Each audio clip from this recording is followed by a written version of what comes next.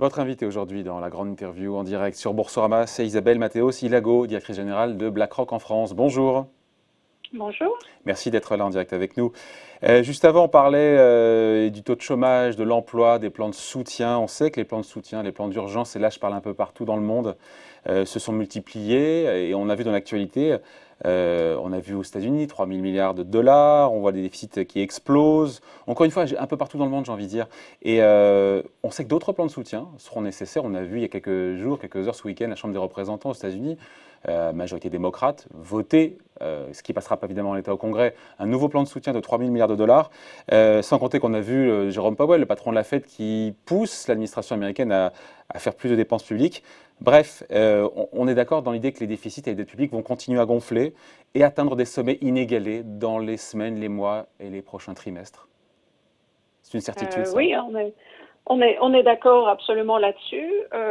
En même temps, je crois qu'il faut se souvenir que la variable que la plupart des observateurs regardent, c'est-à-dire le ratio de dette publique par rapport au PIB, il y a deux composantes. Il y a une partie dette et une partie PIB. Et si on ne faisait pas ces interventions exceptionnelles en matière de déficit public, on constaterait un effondrement du PIB encore plus violent que ce qui est dans les projections actuelles. Donc je crois que oui, vous avez raison, on s'attend à des augmentations de dette sur PIB entre 20 et 40% selon les pays d'ici la fin de l'année, mais en même temps, il n'y a sans doute pas de meilleure solution à déployer.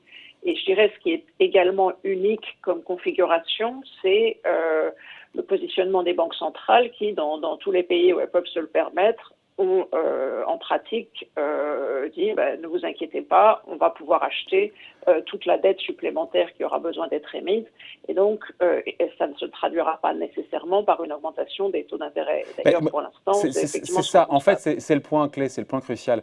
Et c'est ce dont je voulais parler avec vous. C'est-à-dire qu'en fait, ce qu'on nous apprend à l'école, bon, c'était il y a bien longtemps pour moi, c'est que quand les déficits se creusent, les taux d'intérêt souverains, les taux auxquels s'endettent les États, sont censés se tendre un petit peu.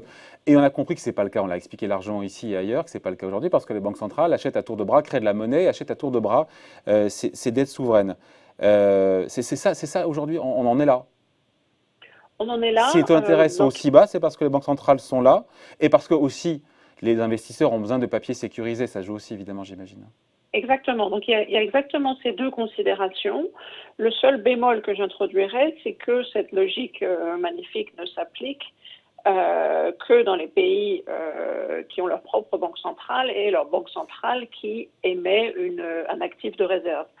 Donc, par exemple, les pays émergents sont dans une situation un petit peu plus compliquée, en l'occurrence, même si certains d'entre eux, pour la première fois, se sont mis aussi à faire des achats de dettes souveraines en devises locales, ça pose beaucoup plus de questions. Donc, et puis au sein de l'Europe, enfin de la zone euro en tout cas, où on a une banque centrale et différents pays, il y a aussi un petit peu de questions qui se posent. Donc, par exemple, c'est pour ça que les taux sur la dette de la périphérie n'ont pas baissé. Et même les spreads par rapport à la dette allemande ont augmenté. Mais ont augmenté infiniment moins que ça n'aurait été le cas si on n'avait pas cette banque centrale prête à acheter. Mais ça tient, Isabelle Mathéos-Ilago, ça tient jusqu'à quand? Parce que la BCE, elle en est, alors je parle sous votre contrôle, mais elle en est déjà à plus de 1 100 milliards d'euros de prévisions de rachat d'actifs pour cette année. Elle a fait plus de 2 000 milliards de plans de soutien monétaire.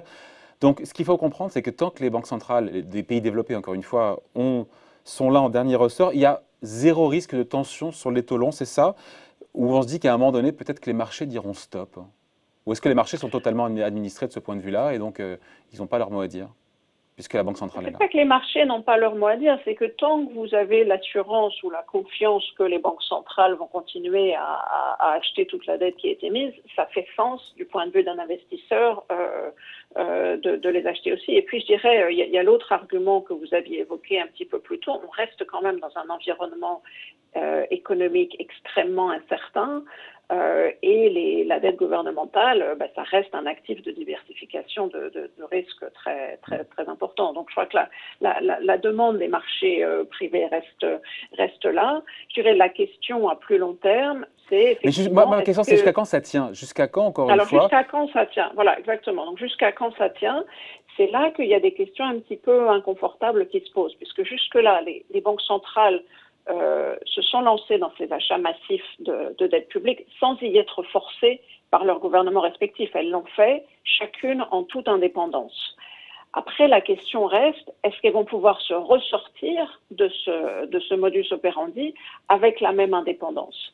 Et là, je pense qu'il n'y a vraiment aucun sujet, aucune crainte à avoir tant qu'il n'y a pas de pression inflationniste. Parce que finalement, tous les objectifs que recherchent les banques centrales vont dans le même sens, qui est de maintenir des taux d'intérêt bas pour relancer la croissance, pour permettre de réparer les dégâts faits par la crise. Et si on sous-estimait justement ce retour de l'inflation? Voilà. Et si on le sous-estimait? Exactement.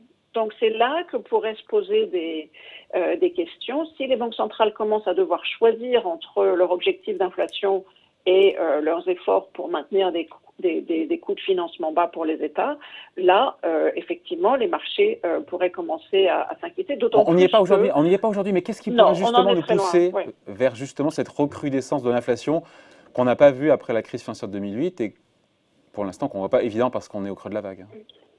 Alors, on ne l'a pas vu après la crise de 2008 parce que pendant des années, il y a eu une insuffisance de demande et ce qu'on appelle en anglais un output gap. Vraisemblablement, ça va être c'est-à-dire des ressources inutilisées. Donc, vraisemblablement, ça va être la même chose après cette crise pendant au moins un ou 2 ans. Pardon, je vous coupe, mais juste l'output gap, il faut qu'on explique. C'est l'écart, en fait, c'est la perte de croissance par rapport à la croissance potentielle liée à la crise qu'on va rattraper dans le temps, c'est ça, hein, pour partie. C'est ça l'output gap. Hein. C'est ça l'idée, c'est l'idée qu'il y a des ressources inutilisées, donc des gens au chômage, des capacités de production dans l'industrie qui ne sont pas utilisées parce qu'il n'y a pas assez de demande. C'est de manière générale un environnement dans lequel les entreprises ne peuvent pas augmenter leurs prix sans subir une baisse plus importante de demande. Donc ce qui est clair, c'est que au cours de l'année qui vient, on va voir un renchérissement des coûts de production à cause des mesures qui vont devoir être déployées pour faire face à l'épidémie de Covid. On va avoir vraisemblablement une remontée des coûts du pétrole dans la seconde partie de l'année. Donc il y aura des pressions à la hausse des coûts. Par contre, il est peu vraisemblable que les entreprises soient capables de répercuter ces hausses de coûts dans les prix. Donc, tant qu'on est dans un environnement de demande vraiment déprimée, de demande faible, il est peu probable qu'on assiste à une recrudescence de l'inflation.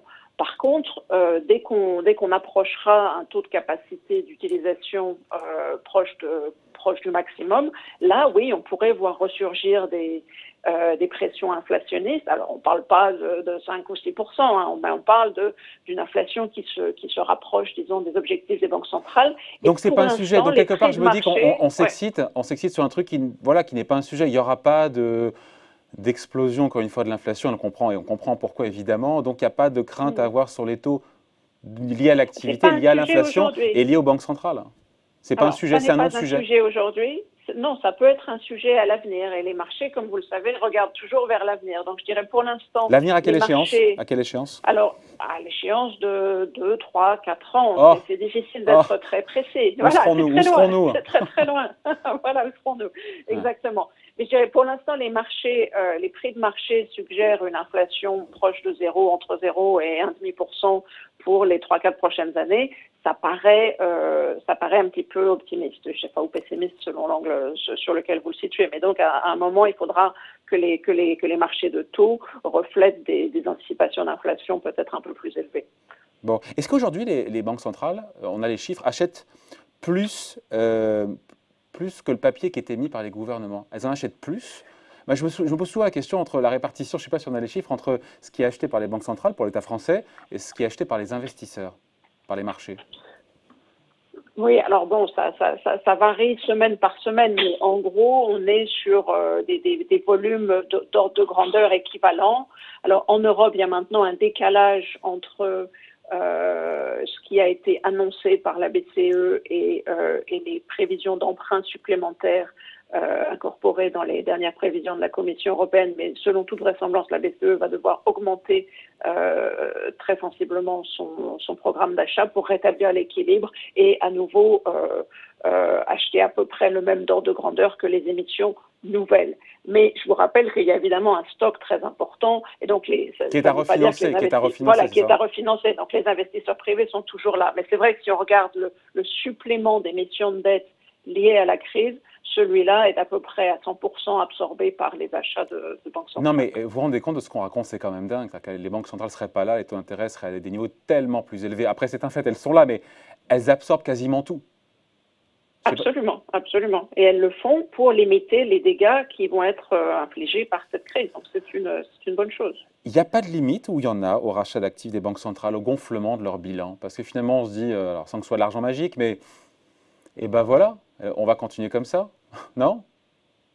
Non, la limite, c'est l'inflation. La limite, c'est l'inflation. Donc, tant qu'il n'y a pas de pression inflationniste, il n'y a vraiment pas de sujet.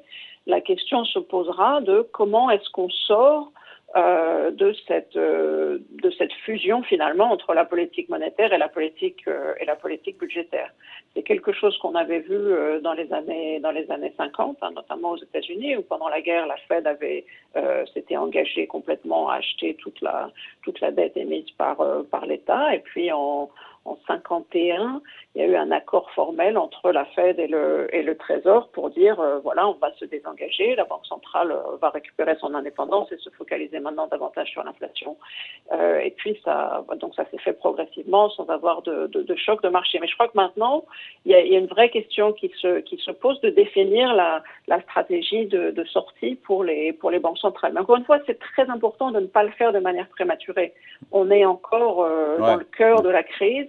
On va avoir une récession d'ampleur pratiquement sans précédent au niveau mondial cette année. Il ne faut pas, se précipiter de resserrer les boulons. Ça a été l'une des grosses erreurs qui a été faite en Europe après la crise de 2008 et ça a entraîné En termes budgétaires. En termes budgétaires, mais le raisonnement s'applique également en termes monétaires. D'ailleurs, on sent bien que la BCE, pour l'instant, on est d'accord, a annoncé 1100 milliards d'euros de rachat d'actifs. Et il y a quelques jours, oui, Christine Lagarde disait que les gouvernements de la zone euro pourraient emprunter jusqu'à 1500 milliards pour protéger leurs économies des effets de la pandémie. C'était une façon qu'elle a eue d'ouvrir la voie à l'idée que la BCE devrait revoir son programme à la hausse et augmenter son volume de rachat cette année. Oui, tout à fait. C'est d'ailleurs exactement ce à quoi s'attendent les marchés. Ça paraît vraiment nécessaire. Et c'est la logique même de ce PEP, le plan pandémie. Emergency Purchase Program. Voilà, le plan pandémie. La logique de ce plan, c'était de pouvoir dire au gouvernement dépenser sans compter. On est là pour empêcher la hausse des taux d'intérêt. Sans donner une visibilité sur 2021. On ne sait pas du tout ce que les banques centrales feront pour l'instant, ce qui est normal en 2021. Vous me direz, on est au cœur de la crise là. On ne sait pas du tout. On se doute un peu mais officiellement, qu'elles feront le nécessaire pour éviter une remontée en flèche des taux d'intérêt, parce que finalement c'est ça l'essentiel. Les banques centrales vont devoir maintenir des conditions de financement accommodantes pour l'économie dans son ensemble, et donc elles ne peuvent pas se permettre de laisser les taux d'intérêt remonter de manière brutale. Ils vont saturer l'économie. Isabelle Matteo-Silago, j'ai envie de dire, il y a deux enseignements dans ce qu'on vient de dire là. Un qu'on n'a pas encore évoqué, et l'un c'est, en gros, pas de limite au rachat d'actifs, au gonflement du bilan des banques centrales tant que l'inflation ne revient pas. Et en même temps, vous me dites que les marchés peut-être sous-estiment un petit peu le retour de l'inflation. C'est vrai que l'inflation, c'est l'inflation du monde réel. Si on rajoutait, ce que font pas les banques centrales, les actifs, l'immobilier, les actions, il y aurait plus d'inflation potentiellement.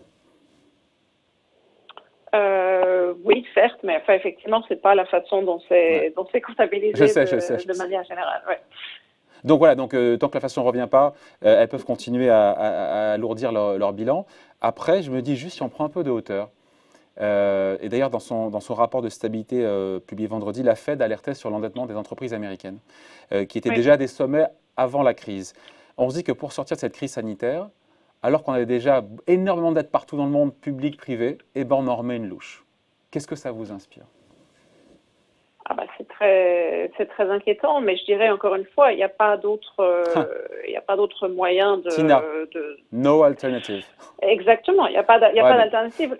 Sauf qu'on prépare la crise de demain et d'après-demain aussi, en faisant ça. Non, alors ce que l'on peut faire, c'est réduire l'impact de cette augmentation de dette, encore une fois, en maintenant des taux d'intérêt relativement faible. Et d'ailleurs, c'est ce que font les banques centrales aussi. Et pour la Fed, c'était une innovation de cette crise par rapport à 2008, de commencer à acheter des obligations d'entreprise, pas seulement des obligations d'État. C'est-à-dire, si les taux d'intérêt sur la dette sont bas, et notamment inférieurs au taux de croissance, que ce soit du PIB ou des revenus des entreprises, alors une dette plus importante peut quand même être payée.